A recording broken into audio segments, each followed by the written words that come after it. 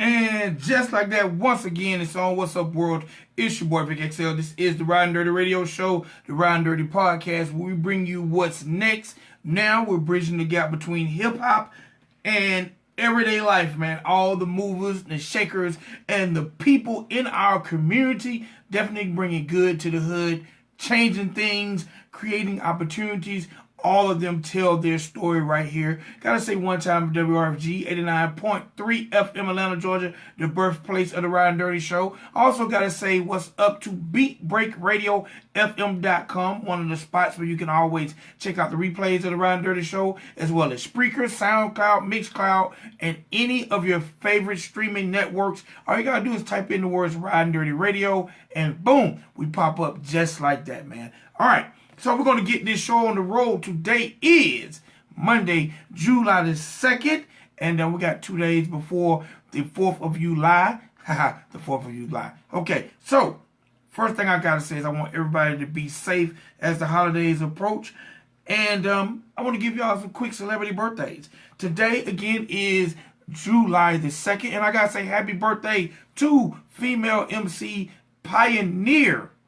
Definitely a pioneer of the game. Also radio personality and author. Gotta say happy birthday to Miss Moni Love, a.k.a. Moni in the Middle. Moni in the Middle, where she at? Where she at? Moni in the Middle, where she at? Gotta say happy birthday to Moni Love. She turns 49 years old today. Also gotta say happy birthday to DJ, producer, MC, Renaissance man, DJ Tony Touch. He turns 49 years old today. Also gotta say happy birthday to West Coast rapper Mr. Vince Staples. He turns 24 years old today. And last but not least, this directly off my Facebook friends list, I gotta say happy birthday to my man, Mr. Cameron Cruz, aka Crucifix. And I'm telling you, man, my man is very, very dope.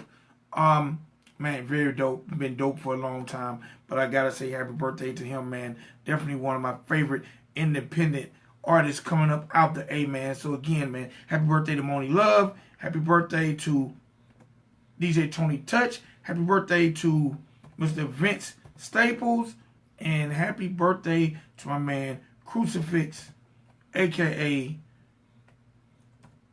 Cameron Cruz, man. All right.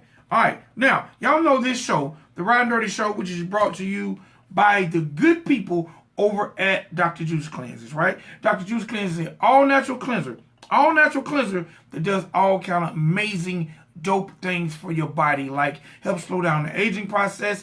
It can help you lose up to 25 pounds in just 10 days. It can help relieve stress. It can remove toxins and all kind of just stuff in your body that don't need to be there. It can do that.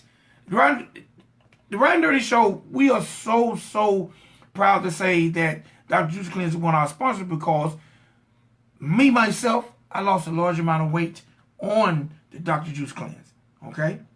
And I like to think I don't look as old as I am. And maybe that's partly because of Dr. Juice Cleanse too. So, but you know what? I'm not here to be a living testimony, because what I want you guys to do is go over to drjuicecleanse.com, find out more about the product, and you too can start living healthier, losing weight, and doing more amazing things for yourself and your body by drinking Dr. Juice Cleanse. It's also a minority, independently owned company. So if you like to do like I do, and as I always say, support equals support, and you like supporting people on the come up or independent companies, then definitely support Dr. Juice Cleanse. All right? It's just that simple, just that easy. All right, real quick before I bring on my guest, got a little hip-hop news. All right, so this has definitely been the buzz. My man C Murder, a.k.a. No Limit C Murder, a.k.a. the brother of Master P. You guys know he's been incarcerated for years over a murder at a nightclub. Well, now, 2 eyewitnesses who testified back then against him have came forth and said they lied on the stand.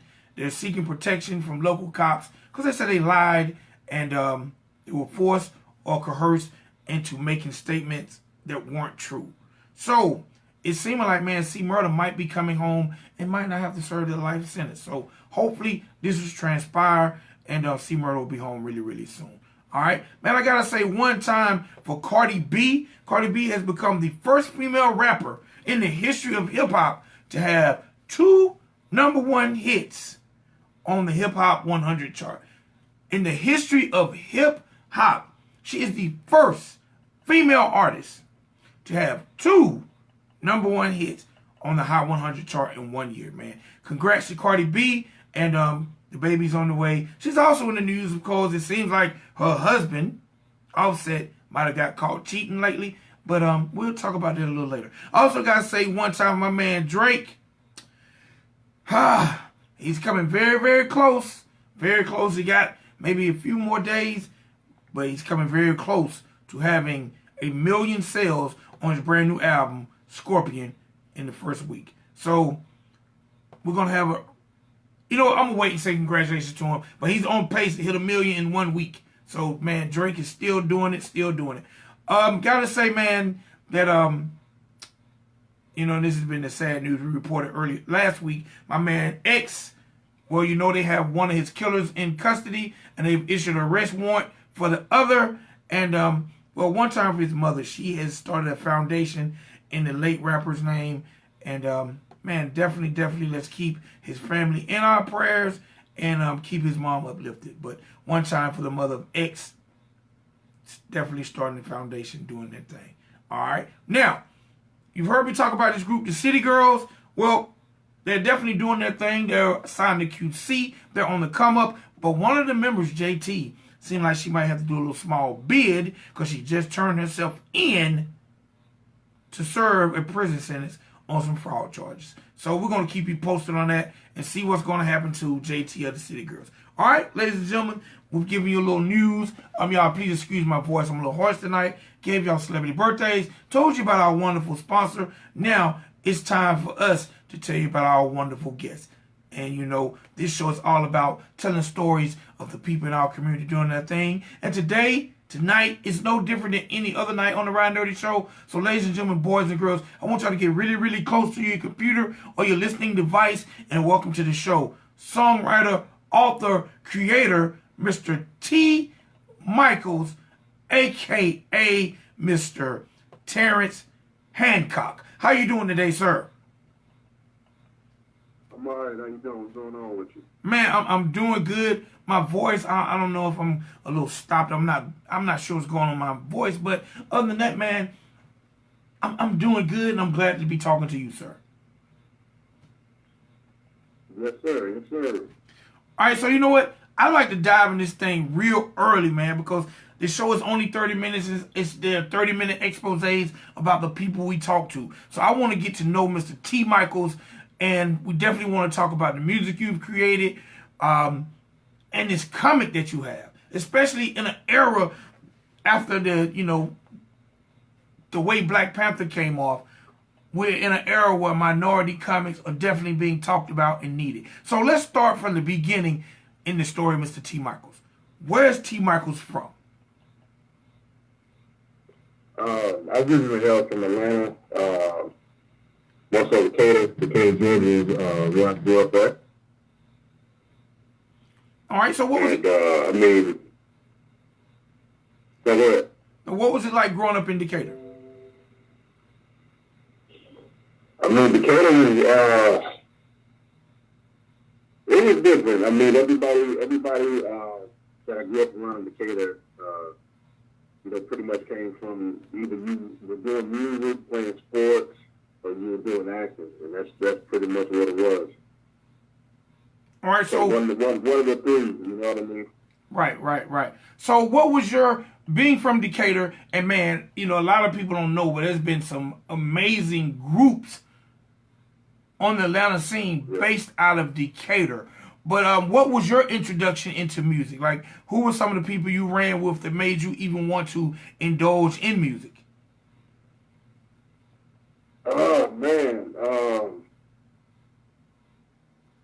To be honest with you, me growing up in Decatur, I grew up in the church, so I grew up in, the choir. I grew up in, playing in the band, stuff like that. And I think my influences just came from, what I saw on TV. So, growing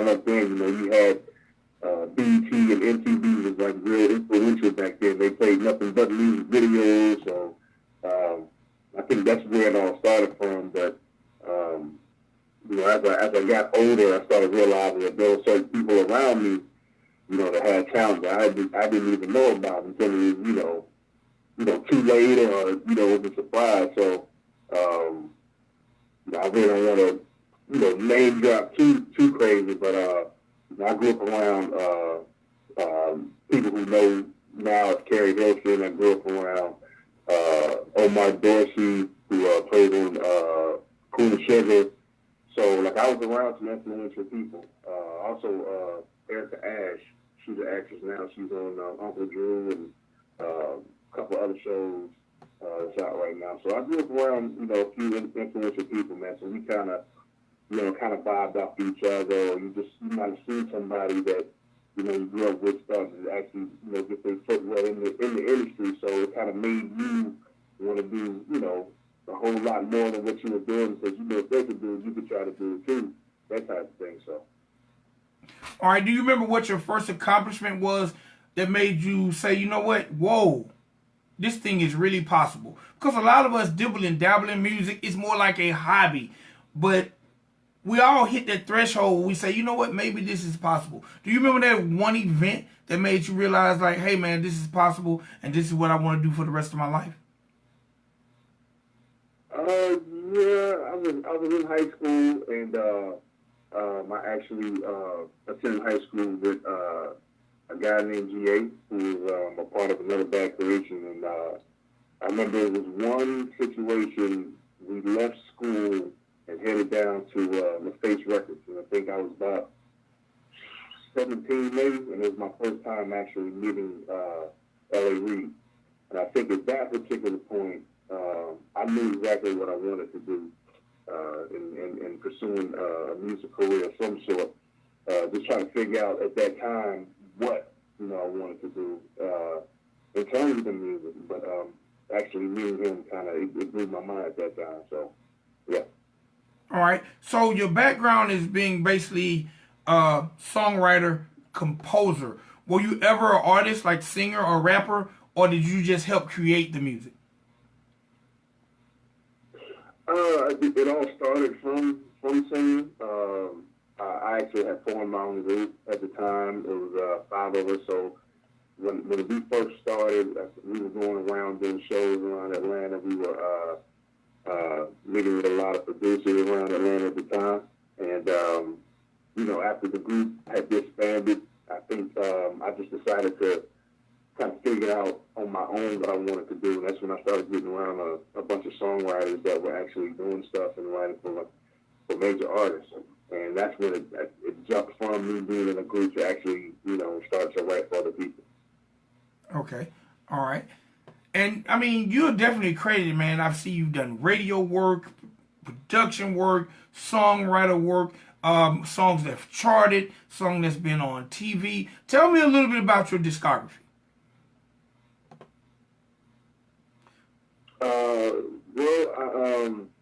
I've done a couple of radio stations here in Atlanta.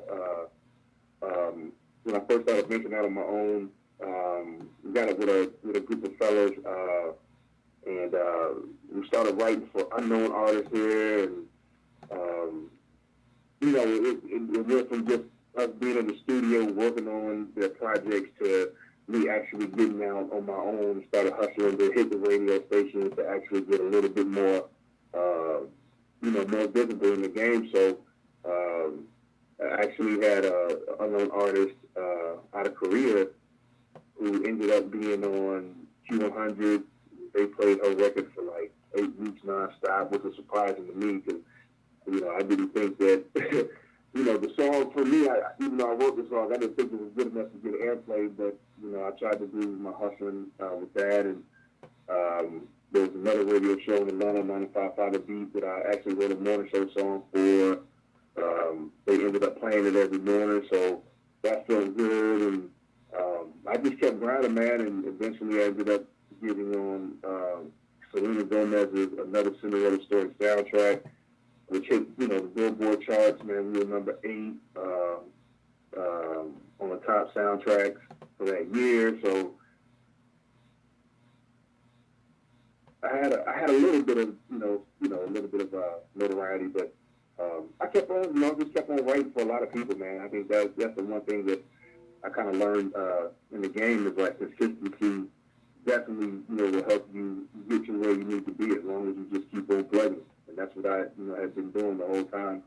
I was in the game writing for, certain artists and stuff like that. I had actually wrote back for Esther Dean at the time. I had wrote a song for her. She ended up, getting herself a deal, flying out to LA, and she started doing, I think, a movie called Perfect Pitch. So she ended up doing that, and now she, started writing for Empire and those things. So I was kind of blessed to be around that, and I'm thankful for it every day. All right, man, that is definitely some amazing company to keep. In your journey, was there ever a point in time where you felt like, man, you know what, I just want to give up, I just want to quit? Yeah. I think like, it's a lot of writers out here that, you might hit, you might get those key moments where you have that rise and fall. So you might get songs, you might get song placements, and then you might turn around and it'll be, dead for a year or two, and you're trying to figure out what to do. I think for me, that moment came in 2015, and I was trying to figure out, what it was that I wanted to do, and I had to put the production team together and stuff like that, man, and those things when you're dealing with other people, you have to deal with, different personalities, different people that, just do things the way they want to do them, and everybody has to try to come together. So, like, when 2015 hit, I think I just decided then that I was going to try to reinvent who I was and what I was trying to do, and change the game. And I guess that's when this whole comic book situation came up, and I just went from there. All right, and that's what I wanted to talk to you about next, the comic book. Tell the world the name of the comic book first. The name of the book is called True Man of Honor. And what? It's that first issue. Yeah. What made you, basically, a person with such a musical background, decide to do a comic book? Were you a comic book fan? Oh yeah, definitely. I mean, I grew up. I was going to comic book stores since I was like 10 years old, and as a little kid, man, you watched Superman on TV, and you watch, you come home from school and you watch the cartoons and stuff like that. So yeah, I've always been a fan of Marvel and DC, and those things, and I just decided to put one together. Creative thinking is what I've always done, and I said, let me try something else. Let me try something different. Let me see if I can really, wing it and see what I can come up with. And this is what's going on now. It all started from music. Each book that I'm doing, it comes with a soundtrack. So how it all began was it started with me creating a soundtrack to come up with True Man of Honor. And just through listening to this music that I was creating, I came up with this story. All right. What's the hardest part about creating a comic? Because I know the easiest part for you had to be creating the soundtrack. What's the hardest part about creating a comic? Like, did you do the illustration? Did you have to find illustrators? Did you create the storyline? Like, what was the most complicated part for you? The most complicated part, and actually, before I even talk about that, let me shout out my artist, my illustrator, Stefano. He's based out of Italy. The hardest part for me is the time that it takes to actually create a book itself. Having that patience and dealing with it. We actually created this first issue. It took us actually a year. Because we had to do character development, we had to turn around and get sketches drawn, then we had to turn around and start worrying about inking and shadowing and coloring. So for me, that's the most difficult thing. The story on it took me. I actually have another chapter. This is going to be a 6-part issue. so thus far. And I got 130 pages already written, ready to go. I'm just waiting on my artist to, get certain things done. But yeah, that the most thing is the time consuming, the time that it takes to actually create the book itself. You have to be as patient as you can, in editing. And to me, that's the most difficult part. All right. Is it hard to find a distributor or someone to print your comic book? Oh, absolutely not. There's a lot of independent companies out here that actually, help you with that online and stuff like that. Where you can find, or you can, just look them up through Google and see what city these companies are actually in. But the one thing that I did learn about this game is that there's only one particular major comic book distributor that actually runs the whole industry. So in order for you to get your book distributed on a major scale, you have to go through these people. But there's other avenues and other channels that you can actually go through. Whether you just footwork it yourself, going door to door, whatever city that you're in and stuff like that, you can always, hit the ground running like that. Which is what, I cater to doing that, because it just reminds me of old school music back in the day when you had people like you talked about earlier with Master P and them who were actually selling CDs out their trunk. I just look at the game, the book game, the comic book game as the same type of hustle, and I kind of, bring that from what I learned in the music over here to this industry. But yeah, you can definitely find different roads to actually go, however you want to, market your own stuff. So. All right. In your journey of creating the comic, have you found that there are a lot of independent African American creators, authors, writers of comics, or is it a very limited and select few? It's a whole lot. Doing my research when I first started, I started actually getting into finding out who is who and who's doing what.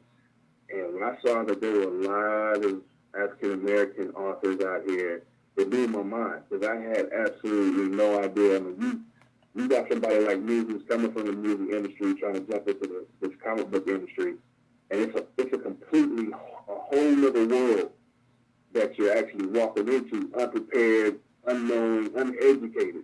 So I think that was the most important thing for me too, is actually, talking to some of these people, trying to pick their brain to figure out, how do I go about doing certain things? I mean, you've got to learn. Whatever industry or whatever it is that you're trying to do, that's the first thing. You have to educate yourself. So, I was definitely surprised. I mean, there's a lot of African American authors, independent authors, all over the world that are doing the exact same thing, trying to get their hustle on, trying to get their books out here. All right. So before we got about 5 minutes left. Tell me a little bit about your main character. Okay, so my main character, his name is Jason George. He's actually a teenager in this story. You actually get to see him grow up in the first issue and go through all these stages of him dealing with typical teenage stuff, typical teenage issues, and as the story progresses, you start to see him kind of grow up and become the person that he's supposed to turn out to be. But definitely without giving the whole the story away just yet. I think people are going to be very, very interested when they get ready to grab this book and read it. All right. Now, in the big scheme, first of all, well, I'm gonna go back and tell me a little about the soundtrack that accompanies the comic. And what made you decide to do a soundtrack? Because that's pretty much unheard of when you think of a comic. What, other than your music background, what made you feel like that a soundtrack was necessary? I just started out composing. I think through the songs that I was creating, the idea of the storyline came together, and that's that's why I said, you know, whenever I make music, I see and I visualize and I hear and I feel. And just the music I was creating just told me a story. And I said, you know what, this would be good for each issue that I do because, you know, there are a lot of people out here who read books that actually love music as well. So I said, why not combine the both? I mean, there are a lot of other independent artists that are doing the same thing, but and you know where I come from and how it all began. But if you look at all this major DC comics and Marvel comic people who either are doing a comic book or actually doing a movie, you know, of course they're going to have a soundtrack with it. And I said, you know what, this story that I'm doing is actually a movie in my mind and I'm visualizing. Let me just go ahead and just come up with this music and put this story together and just see how it goes. And that's how the whole thing just came about. Okay. All right. So, in the big scheme of things, would you like to see True Man of Honor on the big screen? Or even, you know, like Luke Cage has the Netflix deal. Like, what would you like to see for True Man of Honor? I mean, I honestly, I guess you can't be picky. But I mean, if I had my choice, I would definitely love to see it on the big screen. I mean, you cannot be old school. You know what I mean? Movies, going to the movie theater, stuff like that, hitting that box office, man. That's just the biggest thing in the world. I mean, but other than that, I mean, if there was a Netflix deal to come about, 90 seconds. You know what I mean? So, I mean, I would definitely love to see this out here in the mainstream, and you know, only time will tell, you know. All right. Well, look, I'm definitely going to look forward to it because I noticed that you do have your comic placed in one a store. I think I seen it in Lawrenceville. Where are some of the other places? How can people get their hands on a physical copy of your comic? If they want, they can go to 60 seconds. TMHcomics.com. On that website, there's a shop section. You can purchase it there. You can purchase the book on IndiePlanet.com. You can also purchase it on Comixology. If you want a physical copy, those are the places to go. If you want PDFs, you can definitely go to Comixology.com. Okay, and the soundtrack, is it available as far as a hard copy, or how can people check that soundtrack out? No hard copies available, but you can definitely do digital downloads. It's all over CD Baby, iTunes, everywhere music is sold online. You can definitely grab it from there. Okay, and when can we expect the next volume? The next issue, I'm hoping, issue number 2, I'm hoping that I can be able to drop it in November. 10 seconds. I'll actually be out July 14th at the Atlanta Comic-Con. It'll be here at the, I believe, the World Congress Center. So I'm going to be out down there, man. We're going to be out passing out books, just giving them away to whoever we can, and just trying to get the word out and trying to, you know, get more of an audience. Because things are going pretty good right now. So we're just, you know, trying to do all the quick work. So July 14th, we'll be at the Atlanta Comic-Con. So come out and see us. Okay. So look, before we end this show, I have one of the songs from your soundtrack. It's called Save Me From Me. Let me know the artist and a little bit about the song and why you chose to go along with your comic. Save Me From Me is part of the new soundtrack, True Men of Honor Prominence. Had an artist, R&B artist out in Texas named Vontae who actually wrote the record, and I, you know, produced it. And when he wrote it, he sent it back to me, man, and I listened to it. I said, you know what, this is perfect for the soundtrack. It actually goes with our main character. And it just talks about, you know, on a personal level, just some of the things that, you know, this guy is going through. And it just really spoke out to me, man. So shout out to Vontae Reed, definitely for this record, man. I really appreciate it. All right, before we get up out of here real quick, man, again, let the people know where to find T.Michaels, where to find True Man of Honor when it comes to social media. Definitely hit me up on my website. That's TMHcomics.com. You can find me on Instagram at True Man of Honor. We're on Facebook at TMH Comics. We're definitely on Twitter at TMH Comics 1. Yeah, man, just holler at us, man. Follow us, and you know, I'm gonna put out an issue each year, and we're just gonna make this thing get bigger and bigger. Appreciate you, my brother. And I'm looking forward to getting my hands on the copy, reading it, and I want to definitely do a review on that thing. Man, thank you so much. And I definitely got one coming your way. All right. I got you this week. All right, ladies and gentlemen, boys and girls, that's my man, Mr. T.Michaels, true man of honor, Providence Comics. Hey, man, blacks, we on the rise in this comic book game, man. And this has saved me from me. Appreciate it, my guy. All right, thank you, sir.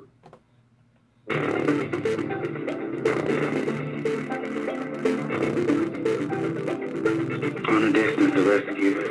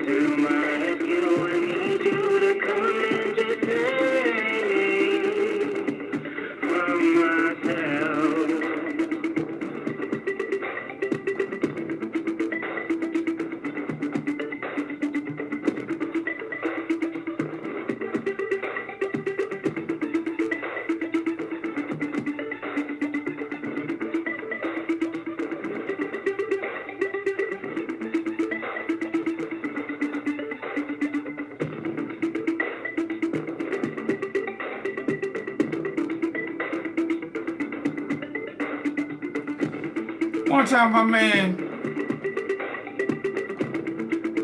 T.Michaels. Y'all definitely check out his comic book, True Man of Honor, Providence. It ain't just Black Panther and Black Lightning and Luke Cage out here, man. Support equals support. Make sure y'all get y'all a copy. It's your boy Vic XL, Ridin Durty Show, and we up out of here, man. I see y'all. I'll be back sooner than you think, all right? Man, y'all definitely enjoy y'all 4th of July week. Be safe And I'll be back soon in this thing. On behalf of Dr. Juice Cleanse, this is the Ridin Durty Show, podcast, radio show, and we gone. Peace.